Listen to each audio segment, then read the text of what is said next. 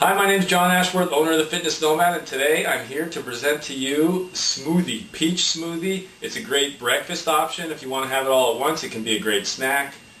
You want to say anything about it before we get started, Sarah? No, you're drinking it.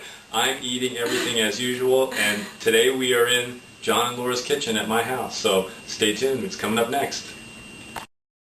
Okay, we are back to put together the Berry Skinny Peach Smoothie. We've got a combination of frozen fruit and non-frozen fruit. We've got a regular banana that's not frozen, and that kind of helps. Sometimes if you put too much frozen into the blender, it doesn't like to mix very well. So take us through this, Sarah. Here we go. Okay, you want to add your liquid or your softer ingredients in the bottom. So we have half a cup of vanilla yogurt here, non-fat or low-fat, whatever your meal plan will bear. And then we're going to add, we want a little extra protein, so we're going to add some vanilla cinch. So to help to accommodate the extra fiber there, we're going to add a quarter cup of water.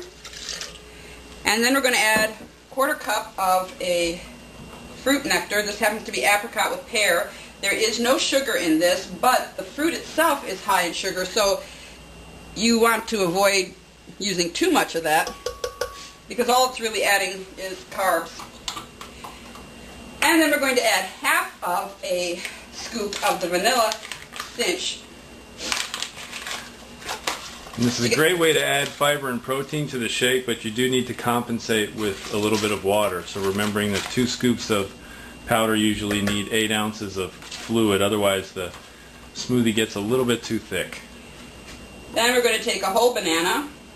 You can break it up with your fingers easily enough. If you happen to be using frozen, obviously you're going to be using a knife.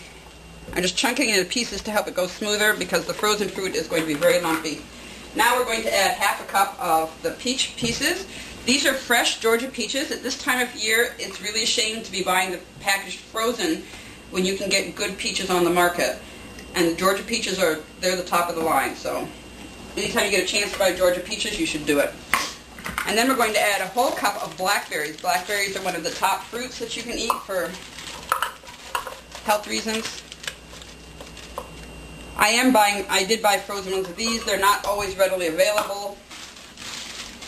If you wanted to buy the fresh, you can do the same thing with the peaches. Just cut it up and put it out on a cookie tray or a plate in your freezer overnight, ready for you in the morning. All kind of depends on how much time you have too, because it's easy enough to buy the frozen fruit and keep it around in your freezer so you can whip up a smoothie.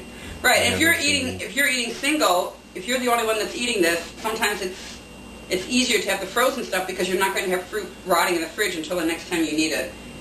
All right, we're going to try to mix this up.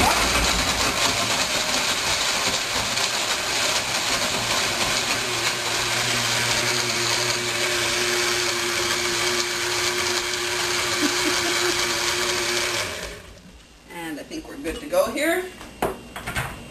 And I need a glass.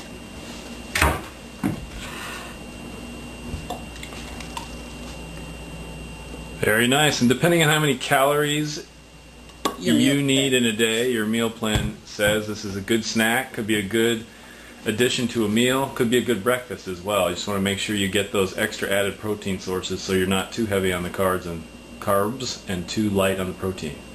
All right, bon appetit.